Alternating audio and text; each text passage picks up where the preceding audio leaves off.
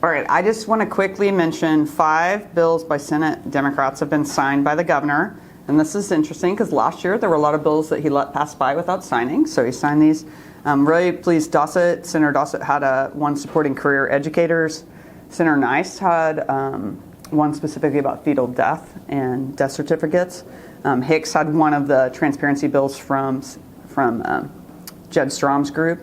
And then Senator Mann had one specifically about teacher paid leave around bereavement. So really thrilled with some of those. I'm glad to give you all more information if you want it. What do you want to talk about? You mentioned yesterday on the floor that you thought breaking early was not a good idea. There's still work to be done. Now we're breaking even earlier this week. Just kind of your thoughts on that. Yeah, I mean, what I hear from my constituents and from across the state are people thinking we don't work hard enough, that we're not up here really solving problems. And so when they see us taking off early, I just think it's a really bad sign that we're not working on the things they're concerned about. We are cutting out early before even our deadlines. And so there's a whole lot of unfinished work sitting there. The House has passed a resolution to extend tomorrow's deadline into next week. Would that be something you would be in favor of? I need to read it. I don't know if I would, because I mean, it depends on what they're extending, because I am concerned that we didn't even really give a merit look at all the House bills if they're set aside. I mean, unless the floor leader chose not to hear those specifically. I think there are a lot of good bills sitting there. What are some of the bills that are sitting that you guys wish were going to be heard on the floor? Because the House Speaker talked about Leo's law, and there talked about the welfare. Those are some good ones, regarding undocumented immigrants. So I really wanted to see Rep. Alonzo's bill about battery storage, a huge issue nationwide, and I think we could be leading as a state if we would look at that. And I think it's really important environmentally and in terms of commerce. That was one of the big ones. I mean, I have eviction-related bills I'd love to have heard too. Yeah. Thoughts on, I asked you yesterday about House Bill 4227, that eliminate the statute of limitations for prosecution of complex crimes, ban NDAs. I didn't know if you guys had to look at that. Is that something that did you get any answer from the floor leader as to why? No, I didn't get any more details. I mean, I have been supportive of extending that so that there's no statute of limitations. I think there's some real challenges. I do think there's a lot of folks that are scared of those kinds of measures, what might come up from the past. And so I don't really know the exact reasons why the floor leader chose not to hear it, but I think there's a lot of people that don't want that look back. Can you speak to TSET? Looks like that state question is not going to be brought back up. Your thoughts? I am very pleased that we're not seeing the bill to dismantle TSET. I do think that you see from the Senate that more the view that I think we've heard from the public, which is they want that money to stay independent.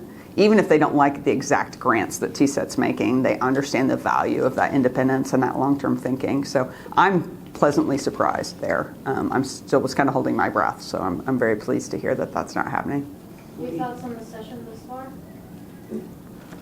I mean, we always find a new way to make it more difficult than it should be. I think it's politics is dominating. I think we're seeing a whole lot that's around campaigns or fear of campaigns, and I'm trying to get back in campaign, worrying about primaries, and so I'm concerned that we haven't put people first. That'd be a big thing.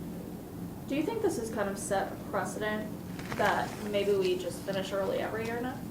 It's a good question. I can't imagine that happening. I mean, a lot of people have important issues they've worked on. Sure, there's some bills in that stack that maybe wouldn't be helpful, but a lot of folks spend a ton of work to try to find policy answers to big problems we're facing. So I think that you'd see a lot of pushback from legislators themselves, because as an individual legislator, not all of us are at the table for the budget deal. That's really a small group that are at that final table. And so the rest of us, we're working on things that we have seen in the community. We've heard from stakeholders that we think would solve real issues. That's what we want to be working on. So I think there'd be a lot of pushback from community. Have you seen a lot of pushback from legislators this session? I mean, House is very upset with the Senate from what I'm hearing. I'm just hearing from my colleagues in the Democratic caucus that are upset, wondering if it's personal, wondering if it's more House versus Senate. And so about what happened today? About none of their bills being on the agenda today, right? And there's still being a lot of bills. Yeah, no, I think that's really important to point out, is that there's almost 150 bills, I guess, sitting on general order that made it through committee. They made it through the whole House And it's hard to think that they're not getting real consideration. So I know that, especially for folks who've been working on things for years, that can be very frustrating.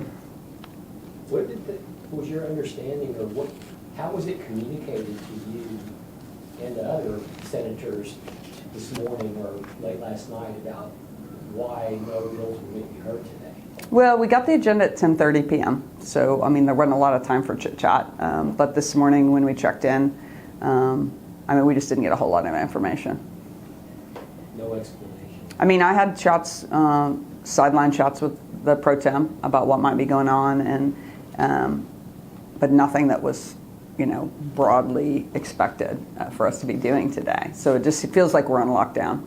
Over inter-party disagreements are leading to lockdown, from what I can tell. Paxton said, he made a remark talking about how, the state had gone 120 years without some of these bills. What's one more year? What do you have to say to that? Well, I mean, we still have people struggling to get by. We have a childcare system that's falling apart. We have a mental health system that's on the brink. We have a whole lot more to do. It seems like we spent a lot of time on public schools this year. I know educators almost would much rather we didn't spend so much time making modifications, but there's a whole lot more challenges we could be working on. Absolutely, there's some of those bills that probably are not time sensitive. Sometimes we're doing cleanup on a bill from the previous year. Sometimes we're doing minor fixes, but I sure know that some of it would have solved issues in people's lives. So, I mean, I can understand why he's trying to minimize the bills that are dying, but I think also we're not done. There's a lot more work to do, and I think there's a lot of good solutions that could be worked on. Specifically, were you caught off guard, or were you aware that the pro tem's plan was to just close the roll on the quorum call before members got into the... That was a surprise to me this morning. What is your reaction to that? Do you think it's an honest way to do business?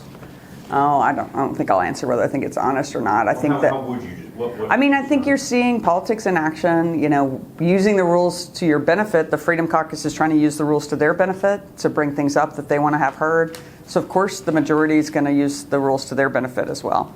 And I think this is the challenge, is you've got kind of a little bit of a gamesmanship instead of it being about the substance of the issues, and that's unfortunate. Thank you. Yeah, I mean, there were 34 members in the building. I mean, I was outside your conference. In the building, is that what you said? Yeah. Yeah, we usually aren't on time, so. We were huddling, and then they adjourned, so that was pretty quick, yeah. And I think knowing that we're not seeing bills tomorrow, I mean, it's a little confusing what we should be working on and how to prepare for next week. We started talking about vetoes and what's been vetoed and what might get an override. Trying to be as constructive as possible, but definitely felt ready. We were ready to come here and work on bills today. Mm-hmm.